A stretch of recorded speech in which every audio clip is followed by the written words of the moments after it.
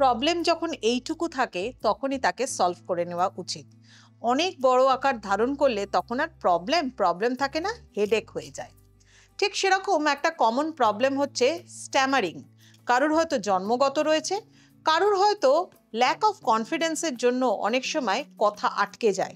Proper জায়গায় যেখানে আপনার কথাটা বলা উচিত আপনি সঠিকভাবে বলতে পারেন না, নার্ভাস হয়ে যান, কনফিডেন্স ল্যাক করে। এর পেছনে কারণ কি জানেন? অনেক সময় এর পেছনে একটা প্ল্যানেট কারণ হতে পারে। সেটা হচ্ছে কে?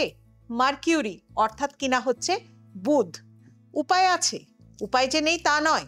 বুধ যাদের ভীষণ উইক, তারা বুধকে স্ট্রং করবার জন্য যে কোনো নতুন জামা কাপড় যখনই কিনবেন সেটা একটু ওয়াশ করে ধুয়ে নিয়ে পরতে হবে, এতে উইক বুধ স্ট্রং হয়। যারা রিচুয়ালসে বিশ্বাসী তারাই কিন্তু শুধুমাত্র করবেন, বিশ্বাস রেখে মনে করতে হবে। নাম্বার 2 কি?